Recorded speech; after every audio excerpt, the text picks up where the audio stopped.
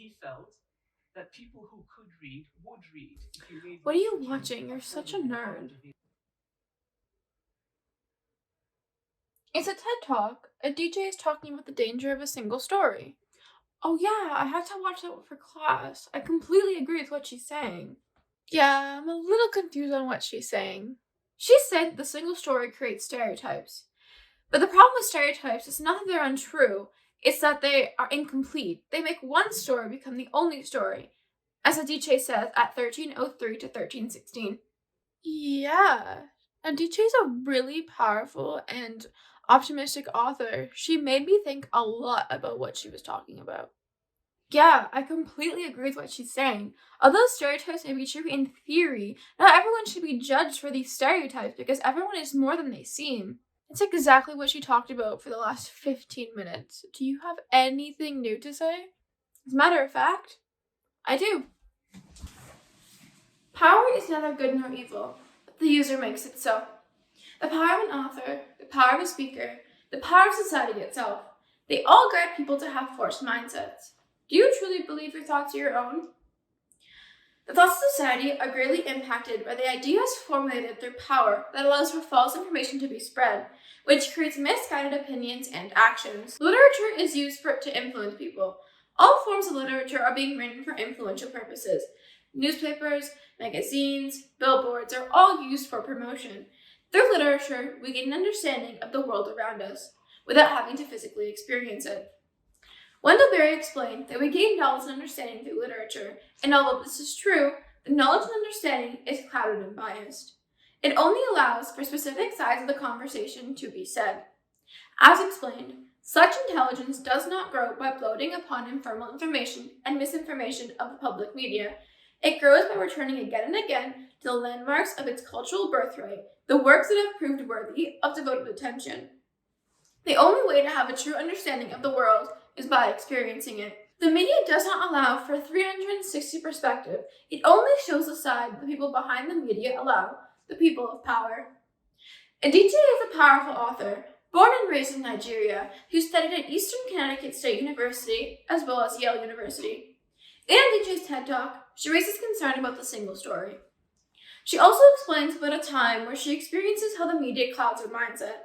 Aditya says, I had been so immersed in the coverage of Mexicans that they became one thing in my mind, the abject immigrant.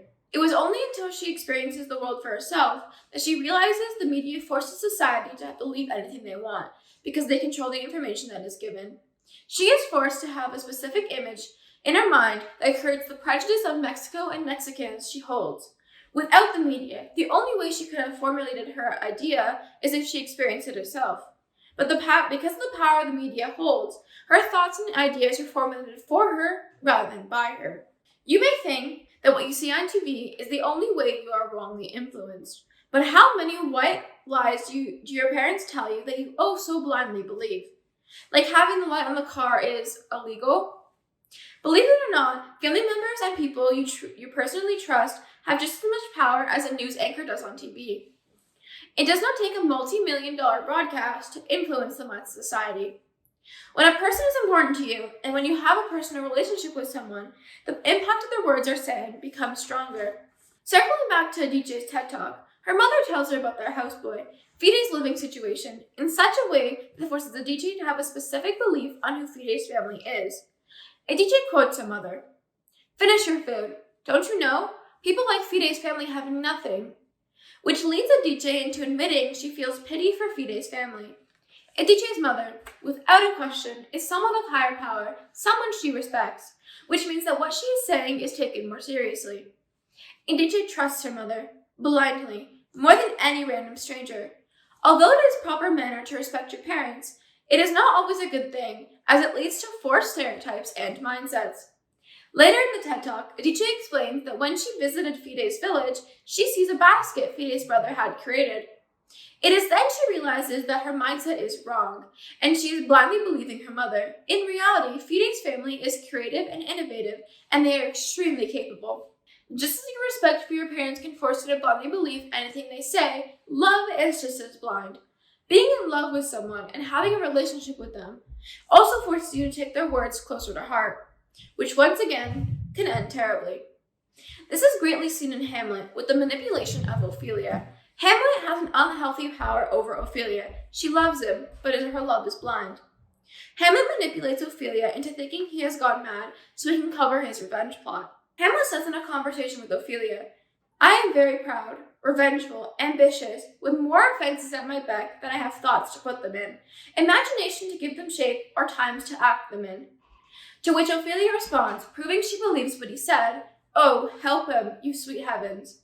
Because Ophelia is in love with Hamlet, it is the relationship that influences Ophelia into believing anything he says. In this specific case, Hamlet leads Ophelia into believing he is crazy. Following a series of events, this triggers Ophelia into taking her own life because she believes every word Hamlet has said. The media is powerful. Trust and love is powerful, but so is society as a whole. Having access to only certain books or ideologies forces people to have narrow mindsets.